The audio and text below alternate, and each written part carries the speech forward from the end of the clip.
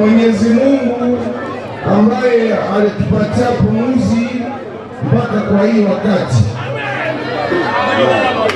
Ya pili, tunasema eti tuko sisi wote nyuma ya kiongozi wa nchi yetu Bwana Felix Antoine Tshisekedi Tshilombo ambaye ni Commandant supreme ya Forces Armées na vile vile ya Police Nationale Congolaise. Tunasema vile vile kama sisi wote tunapaswa kuunga mkono kwa majeshi zetu ambazo ziko zinagombania uhuru wa nchi yetu, kugombania makao yetu, kugombania nchi yetu kwa yote kwa jumla, na vile vile kugombania ili watu wasiuawe bure katika vita ambayo haistahili. Ndiyo maana leo hii nilisema wakati nitafika hapa Goma, ni vizuri niwaelezee wa vijana sisi sote waingie katika Armée Nationale,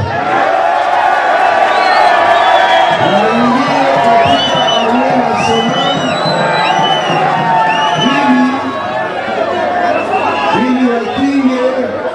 ili wakinge nchi yetu na watuletee amani ya milele na milele. Tunasema eti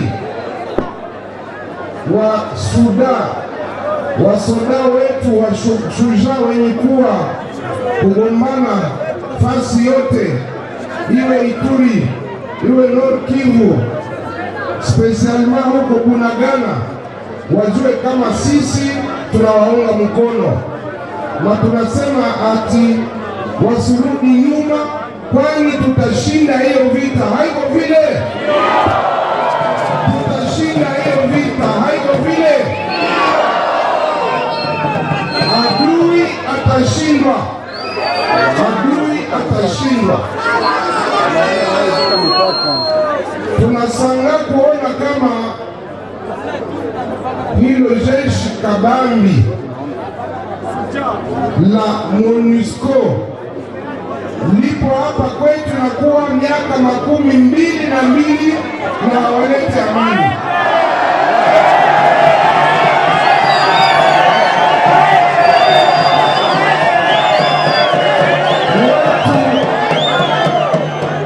Watu 20,000 miaka 22 mpaka leo hii hakuna amani. Wanasema waende. Nani anasema wanapenda MONUSCO iende atende kwa wengine? MONUSCO iende. MONUSCO iende.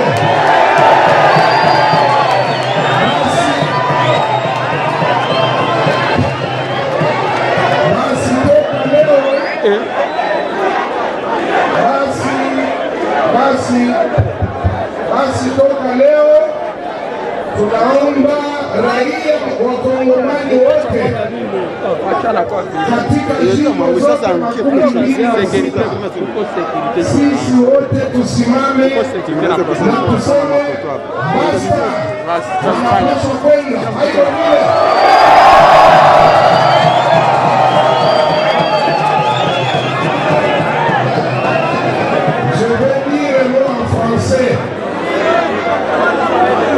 Ma présence ici avec la délégation qui m'accompagne, c'est pour sensibiliser d'abord les jeunes à s'enrôler dans l'armée pour défendre la patrie, défendre le pays, défendre l'intégrité du territoire et nous ramener la paix durable. Nous tous, nous rendons d'abord grâce à Dieu qui nous a donné le souffle jusqu'en ce moment. Deuxièmement, nous nous rangeons tous comme un seul homme derrière le chef de l'État, son Excellence Félix Antoine Tshisekedi Tshilombo, commandant suprême des forces armées et de la police nationale congolaise. Nous disons que nous allons vaincre l'ennemi, nous allons le vaincre. Nous allons gagner cette guerre. Nous devons gagner cette guerre injuste. C'est pourquoi nous nous posons la question de savoir la MONUSCO, qui jadis s'appelait MONUC, comment avec 20 000 hommes pendant 22 ans, ils n'ont pas pu ramener la paix dans notre pays. Vous demandez qu'ils partent. Vous demandez qu'ils partent. Ceux qui demandent qu'ils partent, levez les mains. Ceux qui demandent le départ de la MONUSCO. Voilà, la MONUSCO, elle doit plier les bagages. Nous-mêmes, nous allons nous assurer la paix, la sécurité et l'intégrité de notre territoire. La détermination, c'est plus que les armes. Même si la communauté internationale est complice dans ce qui nous arrive et nous empêche même de commander les armes pour nous défendre, maintenant nous-mêmes, nous allons nous défendre avec les armes de bord. Nous prendrons toutes sortes d'armes pour nous défendre. N'est-ce pas?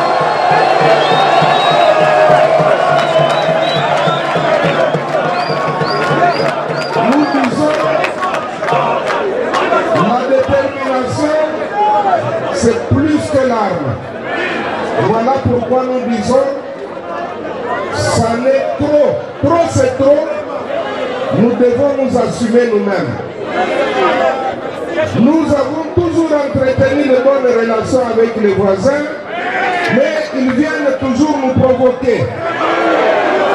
Nous disons, s'ils veulent travailler chez nous, qu'ils viennent négocier, qu'ils viennent se mettre autour de la table et que nous puissions nous mettre d'accord dans un partenariat gagnant-gagnant. Inutile de passer par les intermédiaires. C'est clair? Nous avons tout ici, ceux qui veulent travailler dans la légalité, ceux qui veulent travailler pour les intérêts communs, réciproques, ils seront les bienvenus. Mais ceux qui veulent nous faire la guerre pour nous prendre nos richesses de force, nous allons les couper dehors, n'est-ce pas? Voilà pourquoi, mes chers camarades de l'Union sacrée de la nation, je vois tous les grands partis de l'Union sacrée représentés ici et nous disons grandement merci. Vous devez vous mobiliser pour que nous soyons prêts pour les élections de 2023, n'est-ce pas? Nous allons ici, nous allons nous préparer pour la victoire de notre candidat, Félix Antoine Tshisekedi Tshilombo. Nous allons lui donner un autre mandat et nous devons avoir une majorité pour le soutenir pour que nous puissions continuer le combat de la liberté, le combat de la libération économique et que l'économie soit entre nos mains. Chers camarades, Union sacrée, viva! Union sacrée, viva! Union sacrée, viva! Viva! Viva! Victoire! Je vais momentanément vous prier d'observer 1 minute de silence en mémoire de notre camarade Nyarusumba qui nous a quittés, mais aussi en mémoire de toutes les victimes de l'intolérance humaine, les victimes à Rutshuru, à Ituri, partout, sur l'ensemble du territoire national. Toutes ces victimes, pour leur mémoire, nous allons observer 1 minute de silence.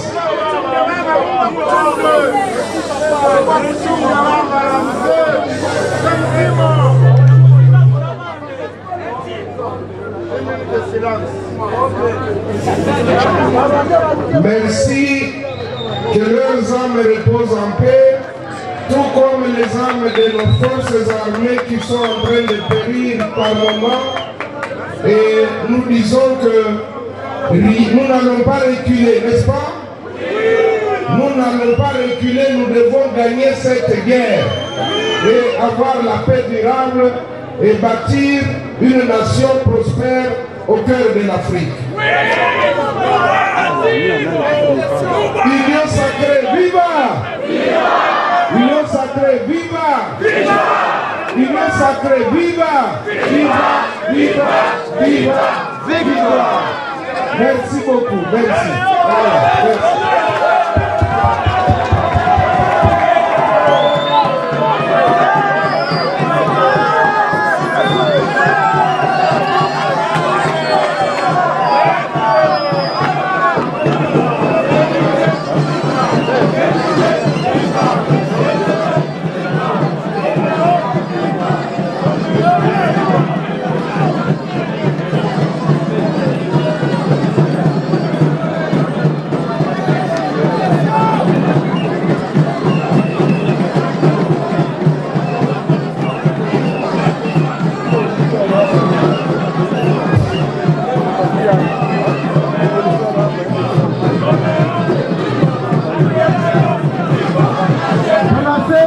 Les FARDC se comportent bien sur terrain, bien sûr avec l'accompagnement du peuple congolais. Parce que aujourd'hui le peuple dit non à une aventure du Rwanda. Et aujourd'hui, ce que le M23 doit savoir, s'ils ont pris Goma en 2012, c'est parce que le peuple en avait marre avec le régime de Kabila. Et aujourd'hui, le peuple dit non à une énième aventure parce que le peuple soutient son gouvernement et le peuple veut voir son pays avancer. On ne veut plus encore des aventures des groupes armés par-ci par-là parce que les Congolais aujourd'hui sont unis comme un seul homme derrière son armée et aujourd'hui les Congolais veulent vivre un développement réel de leur pays. Mais au-delà de ça, vous savez, le M23 aussi ne lâche pas. D'ailleurs, vous avez suivi il y a quelques jours, le gouvernement congolais a qualifié le M23 comme un mouvement terroriste. Et quand on passe déjà une étape de devenir un mouvement terroriste, c'est-à-dire qu'il y a d'autres plans. Bon, évidemment, heureusement que les Nations Unies aujourd'hui viennent de qualifier le M23 pas comme un groupe armé, comme un groupe rebelle, parce qu'ils ont des armes sophistiquées, et que nous appelons les Nations Unies de nous dire d'où viennent ces armes. Parce qu'ils ont nié que le Rwanda n'appuie pas le M23, ils ont nié que l'Ouganda n'appuie pas le M23. Et pourtant, par rapport à la configuration où l'Ouganda, où le M23 se trouve, ils sont ravitaillés par le Rwanda et l'Ouganda, mais ils ont nié. Mais aujourd'hui, ils disent qu'ils ont les armes sophistiquées. Bintou Keïta doit aussi nous dire d'où viennent ces armes et qui appuie réellement le M23, en fait que les Nations Unies, experts en sanctions, puissent sanctionner aussi ces pays qu'ils qualifient de leur bébé.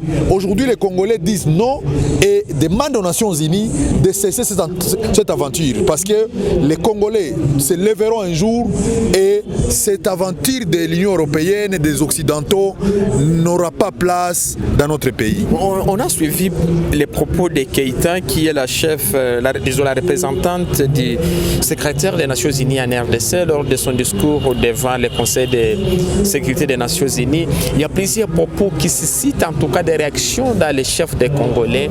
Et vous êtes parmi les gens qui ont suivi cela. Ça vous dit quoi? Ça vous interpelle quoi?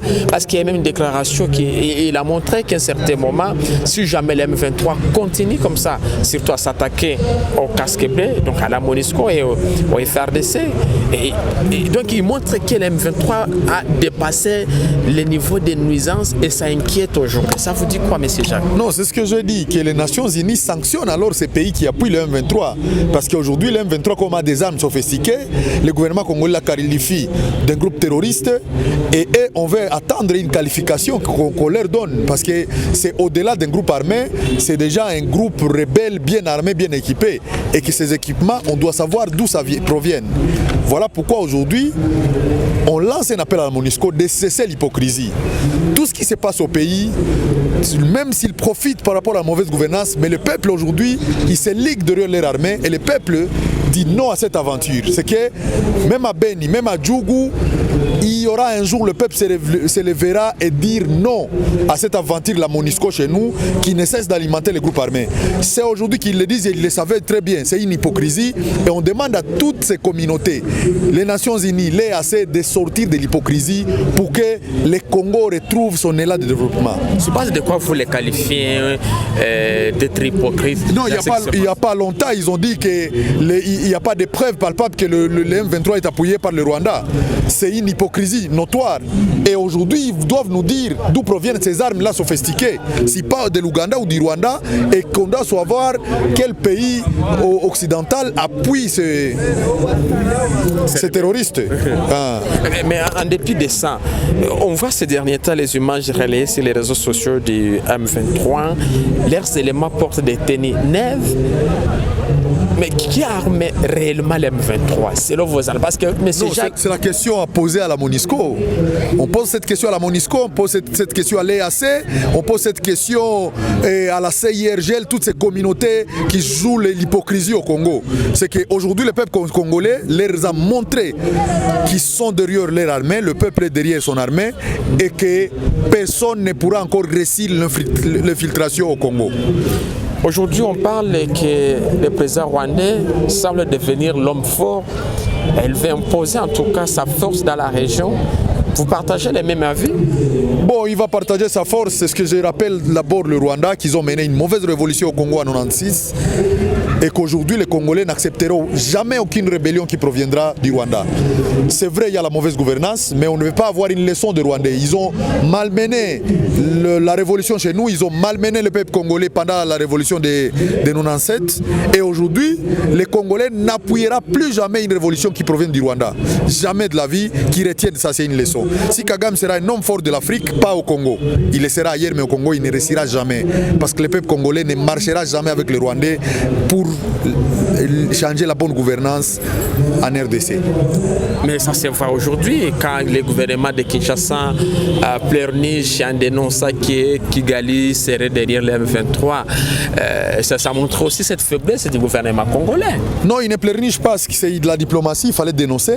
Et là où on arrive, voilà maintenant que les FARDC montent à puissance parce que le peuple a mis en garde toutes ces infiltrés qui prêtaient encore allégeance à Kagame de cesser cette aventure parce que la colère du peuple, c'est la colère de Dieu.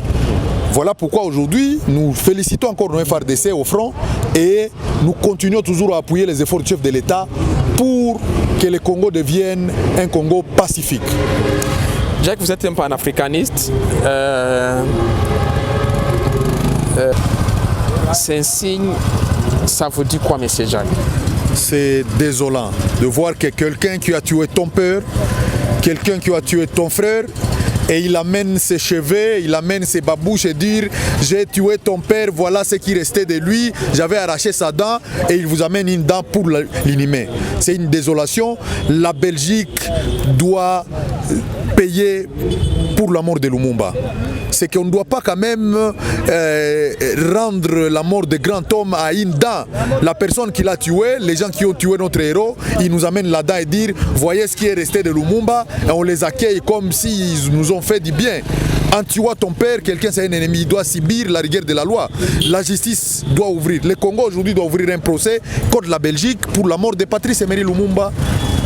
À part les procès comme vous l'avez annoncé, qu'est-ce que les Congolais ou bien les Congolais en général doivent faire contre la Belgique. Vous savez qu'au-delà de ça, la Belgique reste... La Belgique reste le métropole, mais ces métropoles-là qui nous a marginalisés, c'est vrai, on a pardonné, mais lorsqu'ils nous poignardent d'accord dans une plaie encore fraîche, à nous montrer à la dent de Lumumba et nous raconter une histoire qu'ils ont falsifiée, ça c'est très faux. Mais c'est symbolique quand même. On n'a pas besoin de symboles, on a besoin que justice soit faite pour Lumumba et qu'il cesse d'appuyer la médiocrité au pays. Parce qu'aujourd'hui, on veut voir accompagner la vision de Lumumba, que le Congo revête sa nouvelle robe de développement, de la démocratie et de valeurs républicaines. Voilà les messages. Merci.